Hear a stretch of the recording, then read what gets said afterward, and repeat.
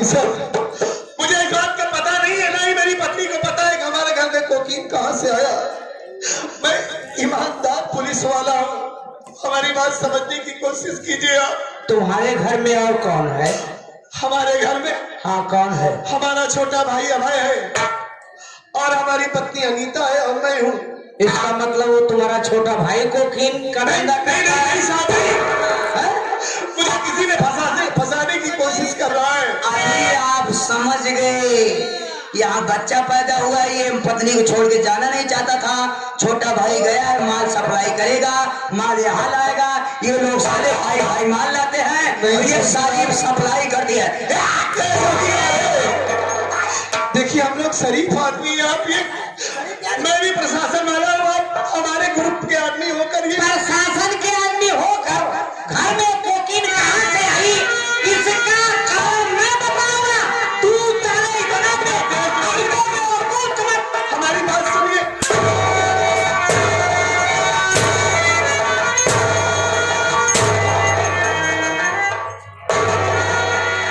मैं आपका हाथ जोड़ता हूँ,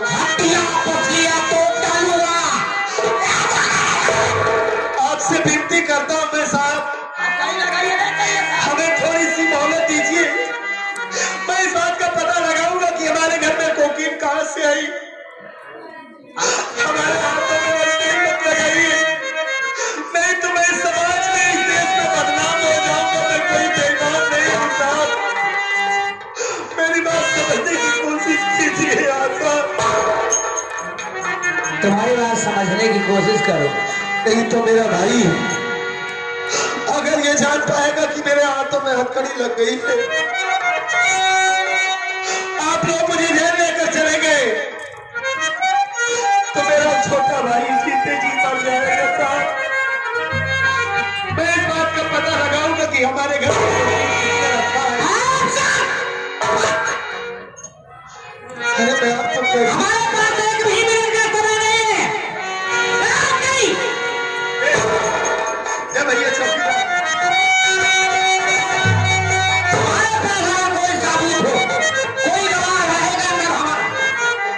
तभी तू बच सकते हो।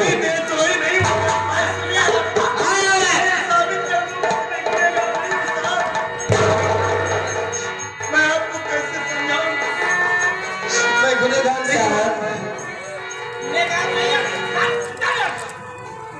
मेरी बात समझता हूं, क्या करना चाहती हो?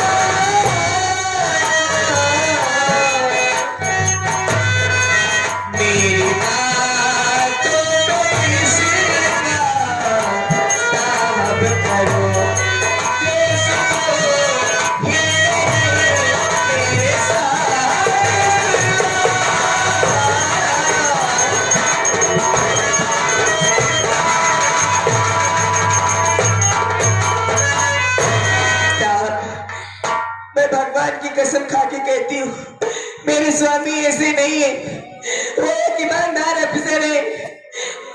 सरकार इतनी तनख्वाह देती है, हमें कोई स्मगलिंग करने की जरूरत नहीं है साहब।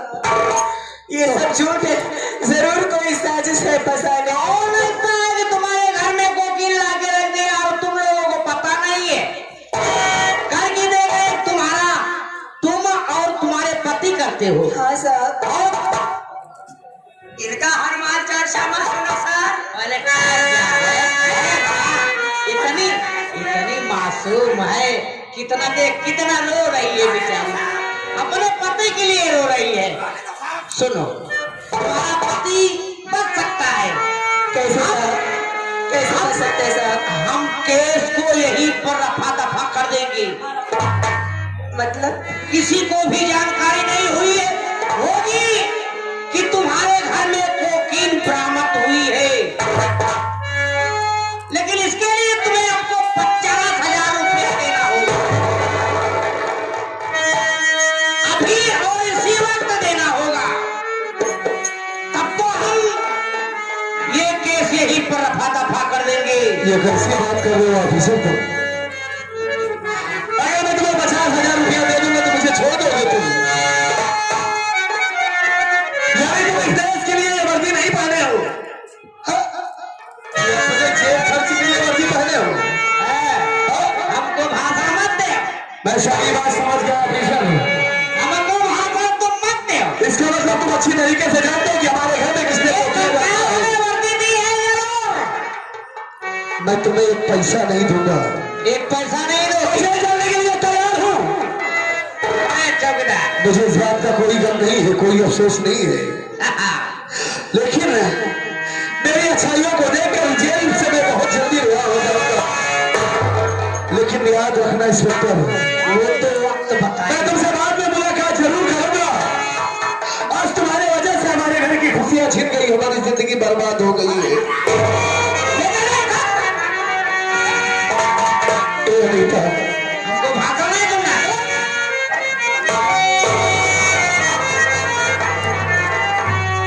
सब कुछ बर्बाद हो गया। आज इस घर में कितनी बड़ी खुशी का दिन है, लेकिन मुझे क्या पता था कि आज ये खुशी का दिन मातम में बदल जाएगा।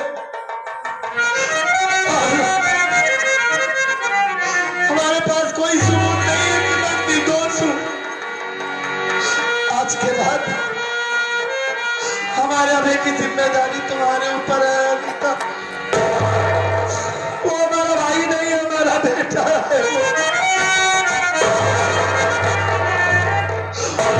अब वो आ जाए तो उसे बताना कि उसका भाई देशद्रोही नहीं है, देश के साथ गद्दारी नहीं किया है, और वादा करता हूँ बहुत जल्द मैं जेल से छूट के आऊंगा। तब तक का ख्याल रखना अनीता।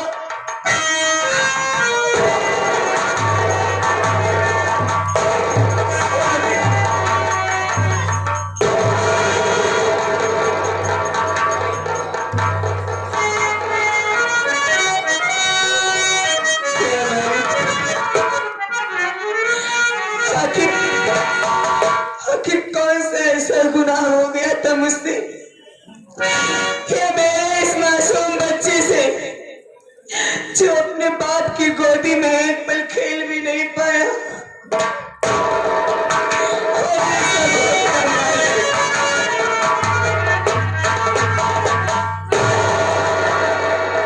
अरे भाभी, ये भाभी, ये क्या भाभी?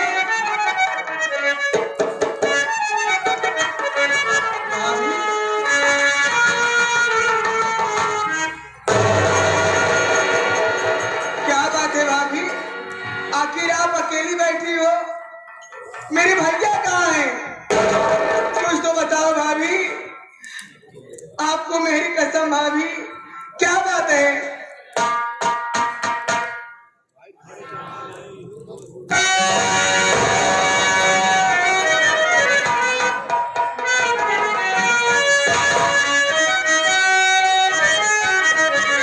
मेरी बात सुनो मुन्ना, क्या हुआ भाभी?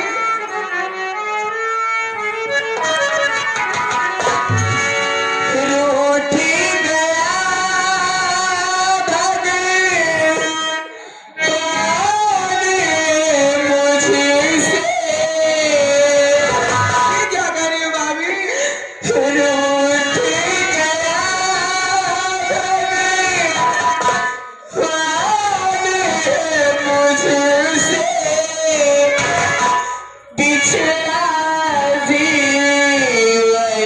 साथी बिछड़ा जीवन साथी टूट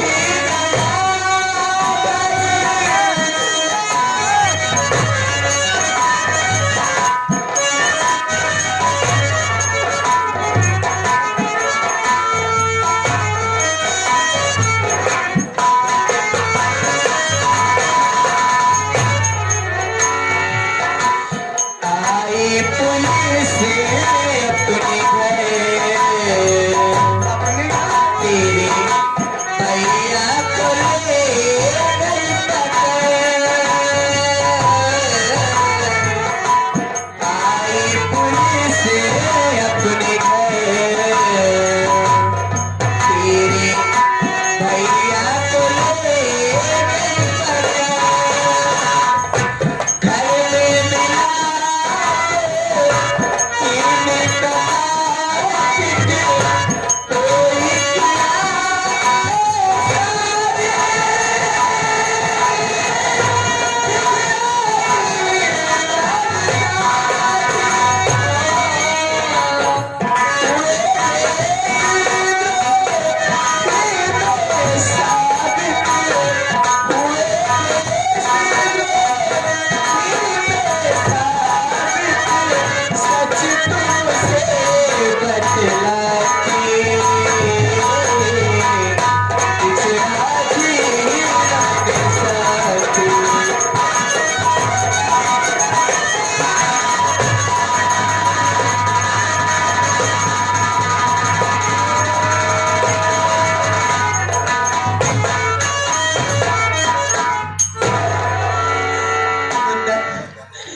मैंने सोचा था कि खुशी के मौके पर तुझे ये सब बात न बताओ, लेकिन तुमने तो मजबूर कर दिया। तू जानना चाहता ना कि तेरे भैया कहाँ गए हैं? माँ मुन्ना, अपने घर में किसी ने कोकीन का पॉकेट रख दिया था। पुलिस अपने घर आई थी, तेरे भैया को देशद्रोही में साबित करके उनको हथकड़ी लगा के जेल लेके चली गई। मुन्ना, मेरी तो पूरी दुनिया ही उजड़ गई भैया। मैं क्या करूं, किसके सहारे जाऊं, किससे सहारा मांगू, कुछ नहीं समझ में आ रहा। मुन्ना, नहीं छोटी भाभी, आप रोइए मत भाभी, आप चिंता मत कीजिए। अगर भैया को पुलिस वाले जेल तक ले गए हैं तो मैं आज अपने बड़े भैया के लिए बड़ी भाभी के पास जाऊंगा और बड़ी भाभी से कुछ मदद मांगूंगा, पैसे मांगूंगा, अपने भैया की जमानत करवाऊंगा। आप चिंता न कीजिए भाभी। नहीं मुन्ना, मैं तुम्हें बड़ी दीदी के पास नहीं जाने दूंगी।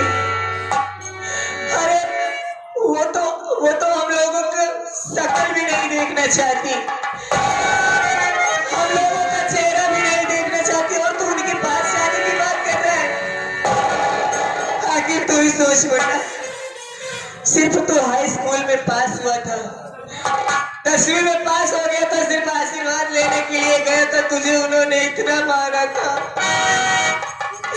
अगर तू उनके पास पैसा मांगने जाएगा मुन्ना, तो वो तेरे साथ न जाने का सलूक करेंगे। नहीं भाभी, मैं तुम्हें उनके पास जाने की इजाजत नहीं दूंगी। भाभी, बड़ी भाभी केवल मुझे मार सकती है ना, मार देंगी भले ही, लेकिन भैया की जमानत के लिए कुछ पैसे जरूर देगी भाभी। मैं आपके आगे हाथ जोड़ता हूँ, मुझे भाभी के पास जाने की इजाजत दे दो छोटी भाभी।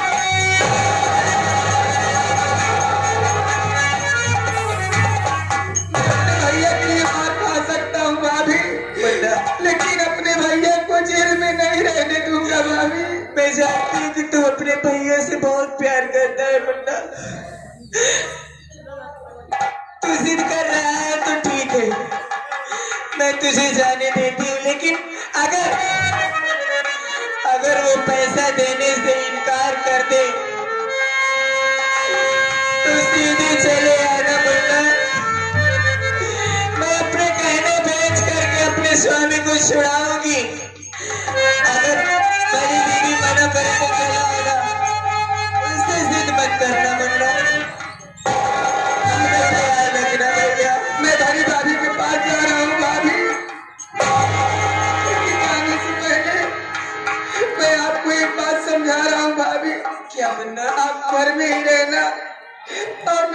लड़के का ध्यान देना भाभी।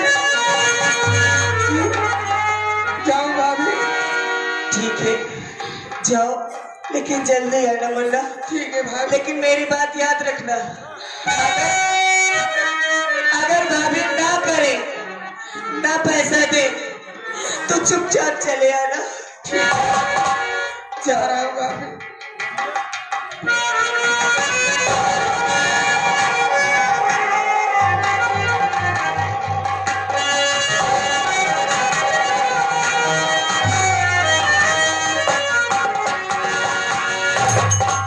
चलती हूँ और मैं इंतजार करूंगी अपने देवर अभय का।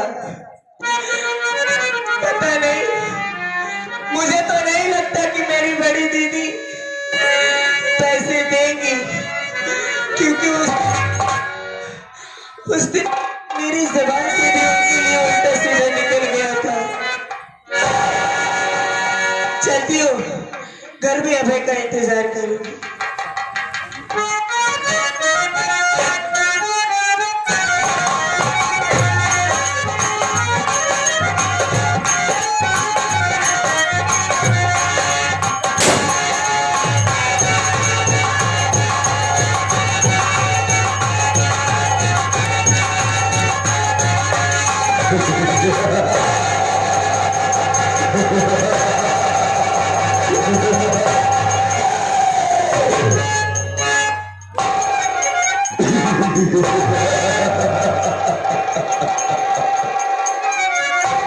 आप लोग सोचते होंगे कि आखिर कौन है और हमारे बीच में कैसे आ गया। तो साथियों, मैं कोई गैर नहीं, इसी शिवपुर गांव का रहने वाला मनोज कुमार हूं मैं। अपनी बहन गीता की बहुत तलाश किया, जब उसे नहीं पाया टूट सा गया, सीधा चमल घाटी गया। ये सोचकर या तो मर जाऊंगा या तो कुछ बंद कराऊंगा। आज से मनोज कुमार डाकू माधव सिंह बन गया, डाकू माधव सिंह।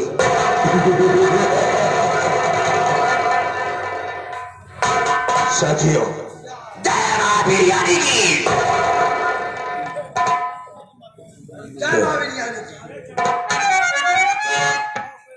हमने ये कसम खाई है कि जब तक चौधरी शाखा शंभुनाथ को इस दुनिया से नहीं मिटा दूंगा, तब तक मैं चैन से मरेगा।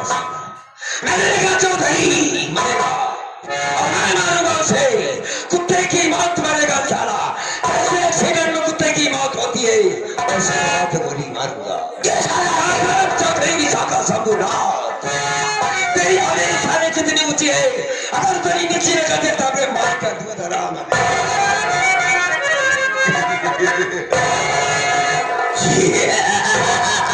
फिर में मजा आएगा, अब आएगा। ये सारा पूरा इलाका, पूरा सिंहपुर सन्नाटा पड़ा रहा। हमारी पत्नी को मार दिया गया, मेरी बहन को घर से बेघर कर दिया गया, लेकिन किसी ने आवाज नहीं उठाई। आज के बाद किसी के घर में खुशियां नहीं मनाई जाएंगी। माता मोरा साला माता, अगर किसी ने आवाज उठाने की कोशिश की तो साला फिर मौत मारा जाएगा। हमने कसम खाई है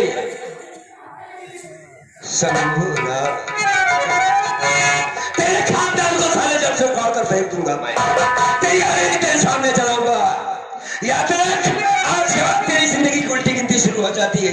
मैं मौत का पैगाम लेकर आ रहा हूं। चाकरी साथियों, सरदार जी, इस वक्त हमें कहाँ चलना है मालूम है तुम्हें? बताइए सरदार जी। सबसे पहले मां भवानी के दर्शन करते हैं। जी सरदार जी। उसके बाद उस शाखा शंभुनाथ की तलाश करो, उसके हवेली जला दो। एक जख्मों का हिसाब देगा साला वो। मजा बहुत आएगा बे। जी सरदार जी। क्या नाम है तुम्हारा? डाकू मुत्तर सिंह। कौन सी? डाकू मुत्तर सिंह। ये कौन डाकू है बे? मैं मुत्तर डाकू हूँ, मुत्तर। तू कौन है? मैं डाकू सिंह खरबोटी। ला खरबोटी सिंह है। आज के बाद तुम दोनों का काम क्या होगा? क्या होगा? हर वक्त अलर्ट रहना होगा। पुलिस इशारा लगाओ। मान लीजिए क्या नाम है? मुत्तर सिंह बताया। मुत्तर सिंह। मुत्तर सिंह। मुत्तर सलाऊ बना। अबे कोई नाम है? कोई ढंग का नाम बता। अब क्या होगा सरदार जी? डाकू लोहा सिंह। अबे ऐसा नाम बता जिससे लोग को दहशत हो। तो आप ही बताइए, आप ही नाम रखे सरदार जी। तेरा नाम अल्ट्रासाउंड होगा। अल्ट्रासाउंड? हाँ। इससे किसी को पता भी नहीं चलेगा कि आदमी है या कि और कुछ। क्या नाम होगा तेरा? अल्ट्रासाउंड। अल्ट्रासाउंड। और सरदार जी हमारा बंदूक नीचे रख। रख नीचे बंदूक। खड़ा हो जा। तेरा नाम होगा एक्सरा। ये सवाल साले टीवी अस्पताल से निकल करके आया है तू।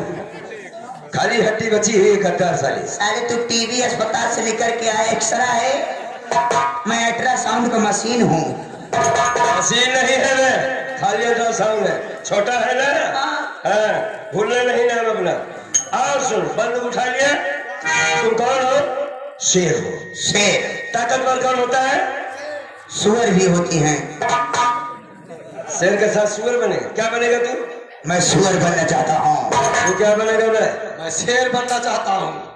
एक शेर एक सुअर। माने मेरे सामने पुलिस आ गई, क्या करेगा?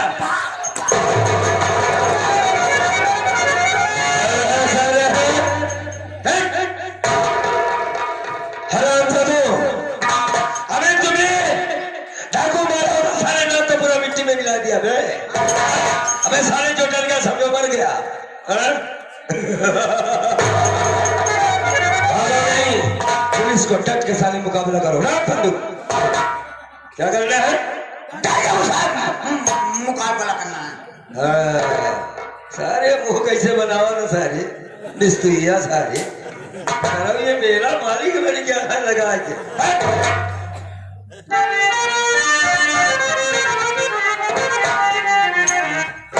तो क्षमा पे हंस के मरने वाले को परवाना कहते।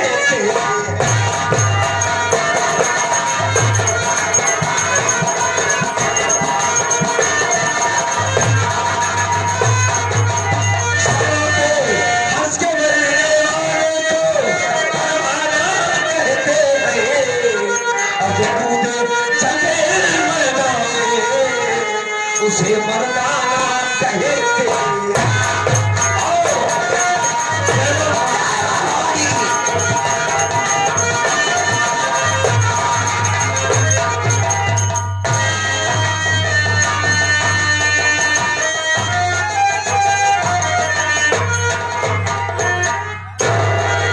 क्या बताऊं, जब से बड़े भैया चले गए हैं कोई मेरा देख रेख करने वाला नहीं है। अब मैं कहाँ जाऊं भगवान? कोई रास्ता मुझसे दिखाई नहीं दे रहा है, कहाँ पर जाऊं? कोई मेरा सहारा नहीं।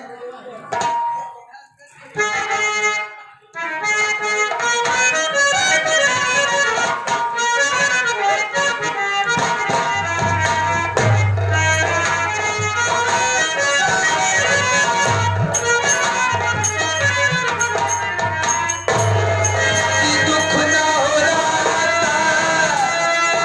अरे कहाँ लोला जाता, अरे विपत लिख ला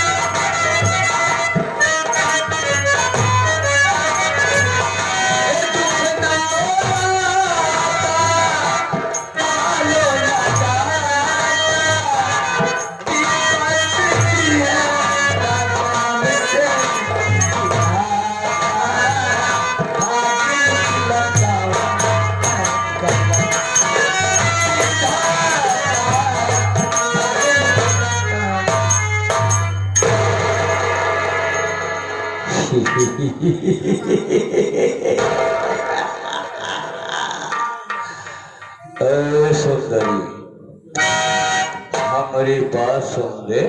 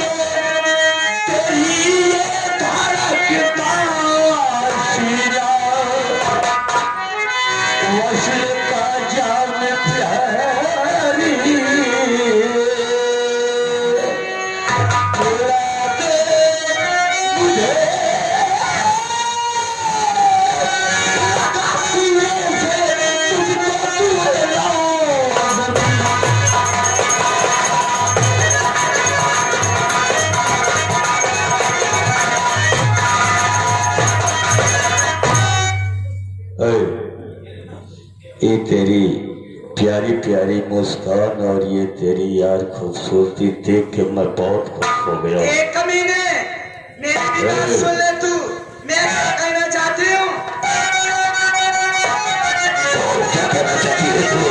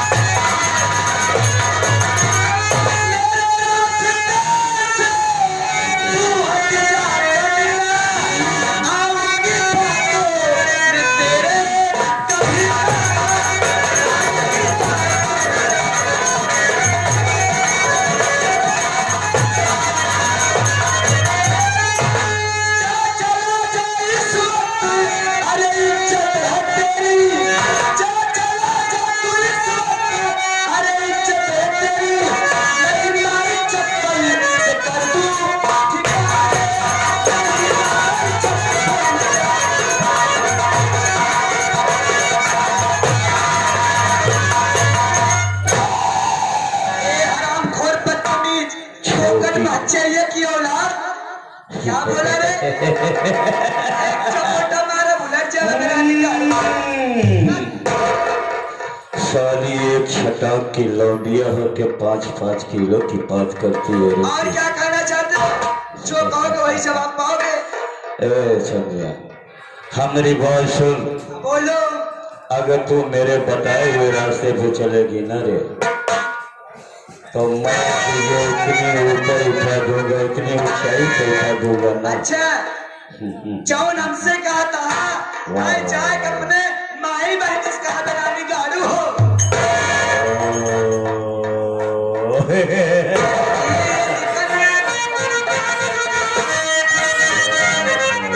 इधर आओ अरे मुझे समझने की कोशिश करना यार कुछ। सुनो हमारी बात।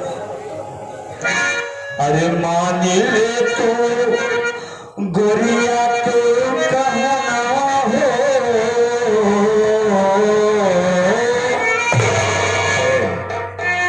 मान ले तू गोरिया तो कहना हो नैना में